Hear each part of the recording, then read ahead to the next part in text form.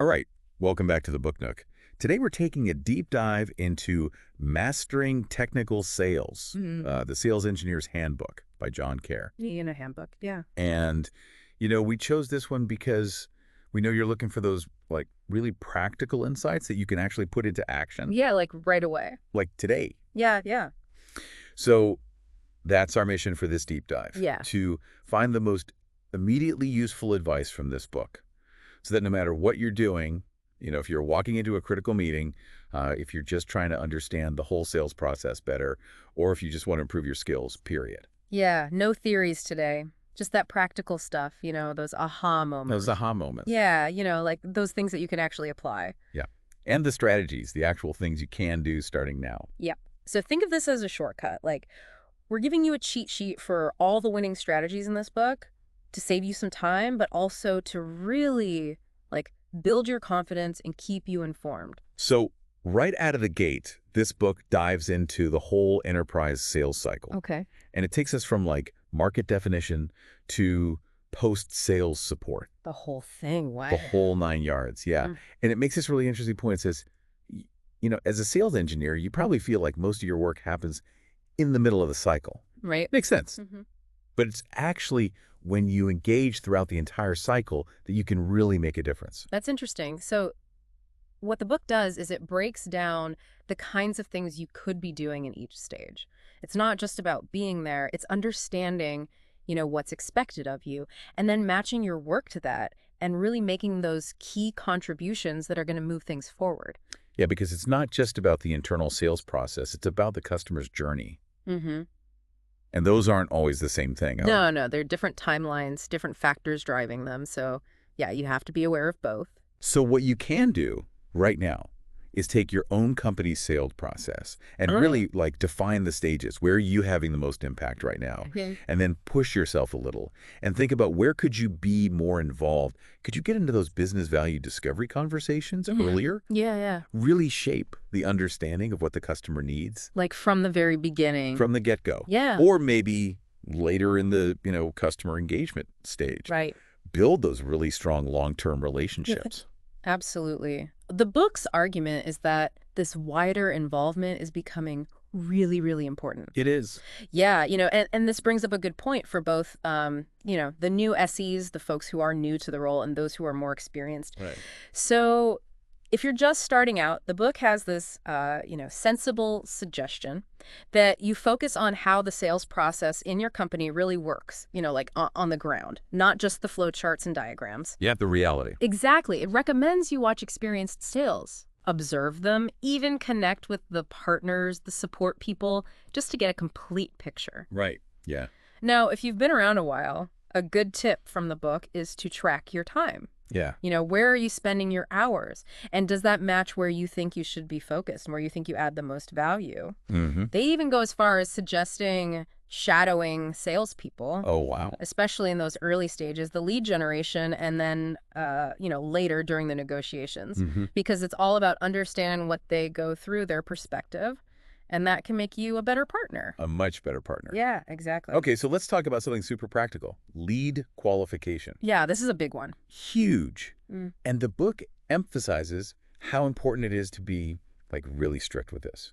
Especially if you're an inside SE, because you might be supporting a whole team of salespeople. Right. You don't want to waste your time on people who aren't a good fit. Yeah, if you have a scenario, like the book talks about, where one SE is supporting 11 salespeople. Oh, my gosh. Your time is so valuable. Oh, yeah. Yeah, and the book talks about these common qualification frameworks like BANT. BANT. Yeah.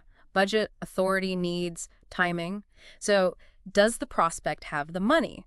Do they have the power to make the decision? Do they actually need this? And is their time frame realistic? Right. And then there's MEDIC. Okay, what's that one? It's metrics, economic buyer, decision process, decision criteria, identify pain, and champion. Wow, that's a lot. It dives even deeper. So under metrics, for example, you're really trying to understand the quantifiable impact of the problem they're facing. Oh, okay, I see. Yeah. So the action item here is to really know your company's lead qualification process inside and out. And if you're an inside SE, you got to champion a strong process. You want to reduce those last-minute demos for leads that haven't been vetted properly. What's fascinating, though, is what the book says about global teams. Qualification criteria can be so different around the world. Oh, that makes sense. Yeah, what's enterprise level in one country might be a small business somewhere else. Right. They give this example of a U.S. team. They created these qualification scripts, but it caused chaos in Europe. Oh, no. Yeah, because a 64-user system, that tripped their enterprise flags. Oh, I see. But in smaller countries, that could be a tiny company. Right. So they wasted so much time requalifying. It shows you how important it is to think about local context. Absolutely. Yeah. Now, RFPs, I feel like everyone's talking about RFPs. Always. The book makes a really strong argument for being strategic about them Makes sense. because they take so much time and resources. That go or no-go decision is huge. Yeah. And it shouldn't just be a gut feeling. No. It should be based on data. Like, score them based on how likely you are to win. Right. You need some actual numbers. You do, and the book shares some pretty surprising numbers. They looked at one hardware client. Their overall win rate was pretty good, like 53%. Mm-hmm. But their win rate for RFPs that they didn't even ask for, unsolicited ones, was only 6%. That's so low. It's crazy, right? Even the RFPs they were expecting, they only won 19% of the time. Wow. And when you compare that to other things like demos or POCs, which have much higher conversion rates, it makes you wonder if you're putting your time in the right place. Yeah, you have to question where your limited time is best spent, for sure. So what you can do is look at your own company's win rates for different types of RFPs. Advocate for a data-driven approach when you decide whether to go for it or not. You might find that your time is better spent on things that are more likely to close. Exactly. And speaking of those strategic decisions, there's this concept in the book called the alternate response. Oh, interesting. Yeah, so for those RFPs that just aren't a good fit, instead of saying no, you propose a completely different, better way to solve the problem. Often it's cheaper and less complicated, too. Oh, that's smart. Yeah, and they give this case study, the Charlotte case. They got an RFP for a huge data warehouse. Oh, wow. But they knew that wasn't the best way to go, and it wasn't a good fit for their product. So instead of just responding and probably losing, they took a step back, and they proposed using real-time, cloud-based copies of the data sources. Okay. And this alternative, it was 60% cheaper and 50% less work than the original RFP. Wow, that's a huge difference. Yeah, and it basically stopped the RFP process dead. And it opened up a whole new conversation focused on what the customer really needed, not just the specs in a document. So it's like challenging the assumptions. Exactly, and focusing on the outcomes. Right. Yeah. Okay, let's talk about technical discovery. Okay. The book says the main goal here is to gather information, but without jumping to conclusions or trying to solve the problem too soon. Patience is key. Yeah, so much of sales is about listening and really understanding before you start, pitching. And they talk about these, what they call the 3 behavioral crimes of discovery. The 3 crimes. Yeah, and it's easy to remember because it's tag, Tag. tell, accept, and guess. Okay, in guessing, that's like assuming we know what's going on without really checking. Exactly. Even if you think you've seen the exact same situation before. Right. Taking the time to ask, to probe a little, can save you a lot of trouble later. Absolutely. So the action here is to focus on those open-ended questions. Dig deep. Understand their environment, their pain points, what their leadership thinks, any constraints they have, like existing systems or compliance stuff. Right. And then what do they actually want to achieve? Yeah. And don't just listen for the technical stuff. Oh. Listen for the why. What are the business reasons behind it? What are their goals? Exactly. What are they measuring? What's important to them? Yeah, and this isn't just a one-time thing. No. The book says discovery should be continuous. Woven into every interaction. Right. Every conversation is a chance to learn more, to uncover new needs, and even to find future opportunities. Especially in today's world, where so much is subscription-based, it's an ongoing relationship. Absolutely. All right, let's dive into business value discovery, Okay. or BVD. BVD. The book says this is fundamental to understanding why a customer is even thinking about buying technology. Yeah, it's about connecting the dots between what you can do and their business objectives. Right, because technical discovery tells you the how. The specs. Right. The requirements. But BVD gives you the why. Exactly. The economic rationale. Mm-hmm. The justification for the project. The book talks about understanding customer pain in 3 ways. Latent, which is a problem they don't even know they have yet. Current, which is, the stuff that's keeping them up at night. Right. And vision, which is what they want to achieve in the future. Yeah, their aspirations. They also talk about this tactic called reversing, Oh, interesting. where you answer a question with a question Mm-hmm. to gently steer the conversation back to the business impact, Okay. instead of getting lost in the technical details. But you can't overdo it. Right. They say no more than 3 reversals per hour. Makes sense. You don't want to frustrate them. No, you don't. Yeah. So you can practice identifying those 3 types of customer pain in your conversations, and also start working on your reversing skills. Okay. Yeah. Think about some phrases you can use to bring the conversation back to the business side without seeming evasive. The goal is to work with the customer to create a complete list of their key business issues, their KBIs. KBIs. And when you talk about these problems, really focus on 2 things. Okay. How big is the problem? Yeah. Like, what's the impact in terms of time, cost, or people? Right. And how will they know it's fixed? What are their metrics for success? Interesting. So it's about quantifying the problem and defining the solution. Exactly. Makes sense. Now let's talk about FAB. FAB. Yeah, features, advantages, benefits. Oh, okay. I've heard of that. The book really stresses that you need to move beyond just listing features. What the product is. You have to explain the advantages, what the feature does, and most importantly, the benefits, what that means for the customer. Right. The value they get. And often, that benefit has both a practical and an emotional side. Interesting. So think of it this way. Let's say a feature is a super fast processor in a server. Okay. The advantage is that it processes data faster. Right. But the benefit is what that speed enables for the customer. Maybe now they can generate financial reports twice as fast, so they have an edge over their competition, and they're saving money on overtime. I see. Yeah. The book points out that a lot of presentations get stuck on the features, Yeah. and the advantages and benefits are either weak or they don't really connect with the customer. They're not tailored. Yeah. So you need to look at your product materials and your demo scripts. Okay. Make sure there's a clear link between every feature you highlight, the advantage it brings, and the benefit for that specific customer. Yeah. So for any feature, think of all the benefits it could have, and then choose the ones that will have the most impact on the person you're talking to. That makes a lot of sense. Yeah. And then there's customer engagement, which is all about building relationships. The book says to think about your contacts in 3 categories. Strategic, which are those long-term relationships with key people. Tactical, which are focused on a specific goal, usually related to a deal. And opportunistic, which are those unexpected connections that could be useful. So it's like a hierarchy. Kind of, and the priority is always on those strategic relationships, especially with decision makers and the people who are really pushing the project forward internally. Makes sense. And then there's this idea of a coach within the customer organization. Oh, a coach. Yeah, Like in sports. kind of. Yeah. It's someone who's willing to give you inside information, like who the real influencers are Okay. or what their internal priorities are. I see. And they're also inclined to support your solution.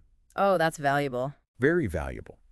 So ideally, you want a coach who's close to the decision makers and understands how things work internally. Yeah. They can be your advocate. Exactly. So you need a plan to proactively engage with people at different levels within the customer's organization. Actively look for those potential coaches. Right. And invest time in building trust with them. Makes sense. Remember, the junior contact today could be the senior leader tomorrow. True. Yeah. So the relationships you build now can be beneficial for a long time. You're playing the long game. You are. I like that. When it comes to crafting a pitch, the book suggests the RM plus 3KP framework. Okay. What's that? Relationship management plus 3 key points. Okay. And they remind you to pay attention to people's attention spans during presentations. Yeah. People zone out. They do. They're usually most engaged at the beginning and towards the end. Right.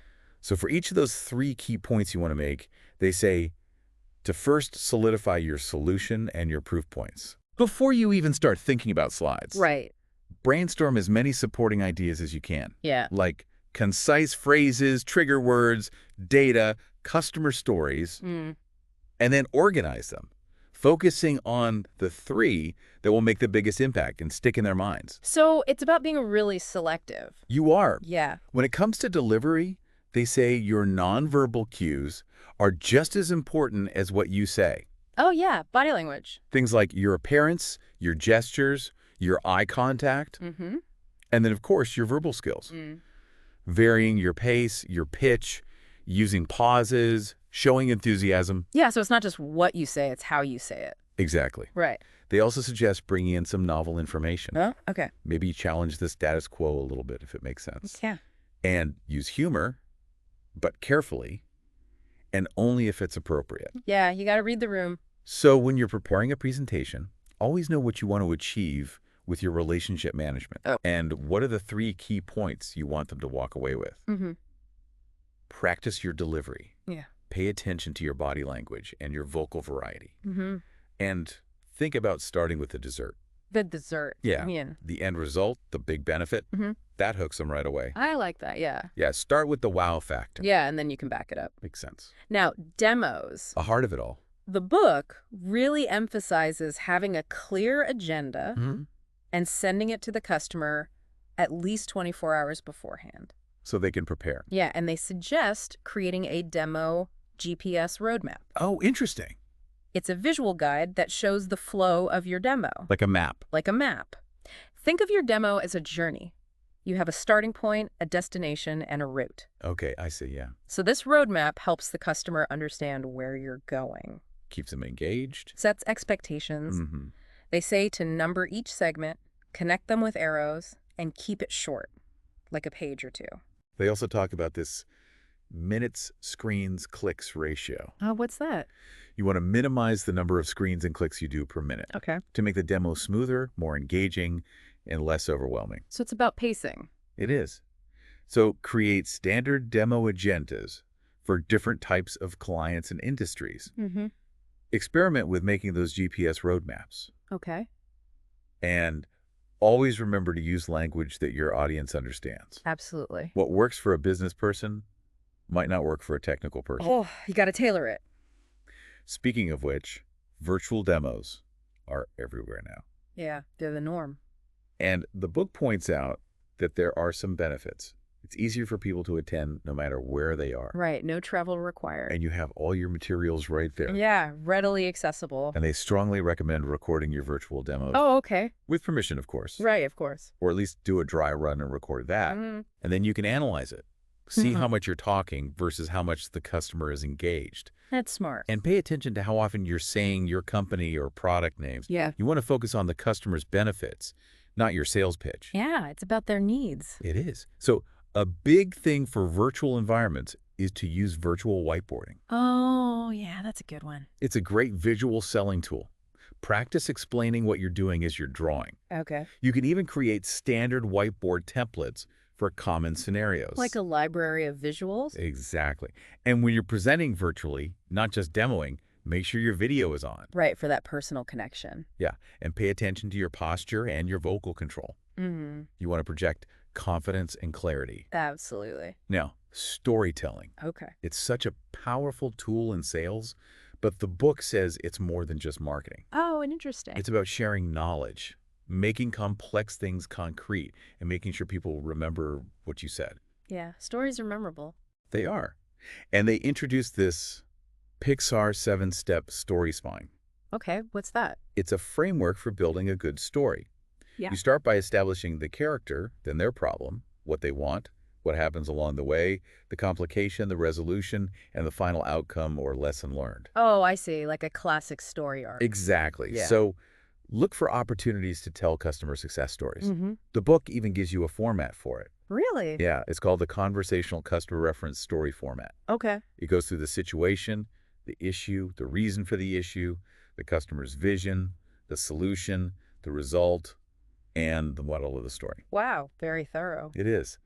They also recommend using similes, analogies, and metaphors. Oh, to explain complex ideas. Exactly, to make them easier to understand. Yeah, make it relatable. Now, when it comes to evaluations, especially proofs of concept or POCs, the book says to treat a POC request like a negotiation. Oh, interesting. You're exchanging your time and resources for the customer's commitment to consider your solution. Okay. So for a big POC, have a detailed project plan, a clear statement of work, Right.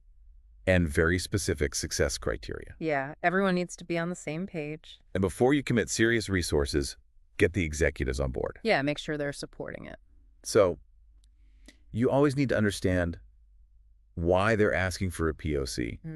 Are they trying to verify something, play around with the product, or is it a legal requirement? If you're leading a POC, be a project management pro and really understand your solution inside and out. Right. And think about time boxing. Time boxing. Yeah, set strict deadlines for each phase so it doesn't get out of control. Okay, I see. Now, answering questions effectively can make a huge difference in how a customer sees you. Absolutely. And the book emphasizes that active listening is so important. You have to focus on understanding the question, not just thinking about your answer. And you have to show them that you're listening. Yeah, non-verbally. So pause before you answer. Confirm your understanding. Like, if I understand correctly, you're asking about. Okay, yeah. And maybe rephrase the question to make sure you're on the same page. Yeah, but carefully. You don't want to put words in their mouth. No, you don't. They also have this traffic light concept for questions. Red for questions that point out problems. Okay. Yellow for things that need more discussion. And green for things where you agree. Okay, so the goal is to turn red lights into yellow or green. Exactly. So practice active listening. Yeah. Take a moment before you respond. Ask clarifying questions. Right. And instead of ending with any questions, try, what questions might you have for me? That's a good one. It encourages more engagement. Yeah, it invites them to participate. Now, the ultimate goal is to become a trusted advisor. The book says a trusted advisor, SE, isn't just knowledgeable about the product. They understand the customer's whole business. Okay. And they build these strong long-term relationships based on respect and confidence. Yeah, it's a deeper level of partnership. And they have this trust equation. Trust equals credibility plus reliability plus intimacy divided by self-orientation. So basically, you gain trust by being knowledgeable, dependable, understanding, and focused on their needs, not just your own. Exactly. And being positive. Oh, yeah, that's huge. So think about those 4 factors. Okay. Credibility, reliability, intimacy, and self-orientation. Where are your strengths? Where can you improve? Yeah, and how are your actions affecting how the customer perceives you? Right. That's important. When you're talking to executives, you have to speak their language. Makes sense. They care about different things than the technical teams. They're thinking strategy, profits, ROI, Bottom line. numbers. So the book suggests the rule of 1 + 3. 1 + 3. One key message, supported by no more than 3 points. Okay, keep it concise. And always have clear goals for the meeting. They use this Mars bars mnemonic. Mars bars. Minimum acceptable result of the sales call and best achievable result of the sales call. So you know your walkaway point and your ideal outcome. Yeah. Makes sense. So before you meet with executives, do your homework. Understand their business goals and their financials. Okay. Talk about revenue, cost, and risk. Yeah, the things they care about. Don't bore them with long technical presentations. Right. And set clear goals using that Mars bars framework. I like that. And proving your value goes beyond technical wins. Okay. You have to connect your solution to real business value. Time saved, cost reduced, revenue increased. Quantifiable results. Yeah, and know how they like to evaluate things financially. Right. Like payback period or net present value. And do they prefer CapEx or OpEx? Right. Big upfront investment or ongoing costs. Exactly. So always quantify the value in terms that executives understand. Know if they're a CapEx or OpEx company. And work with your marketing team to use case studies that focus on value. And work with your account team on the deal strategy and the business case. So it's a team effort. It is. Everyone has a role. Time management is crucial for SEs. Oh, yeah. Juggling so many things. The book says to analyze where you're spending your time now and see if it matches your goals. Right. They use this distractions, objectives, and gains framework. Dog. Yeah. To categorize your activities. So track what you're doing for a few weeks. Okay. What type of activity is it? Which client? Which salesperson? Which stage of the sale? Right. Figure out what's wasting your time. Yeah. And then focus on the things that help you achieve your objectives. Okay. And be open to those gains, those unexpected good things that happen. So it's about being strategic and adaptable. It is. Yeah. And finally, the book talks about managing yourself by the metrics. Choose a few metrics that you can control or influence. Like your utilization rate, which is how much time you spend face-to-face with clients. They suggest aiming for 50 to 65%. Okay. So pick 2 or 3 key metrics that matter for your role and track.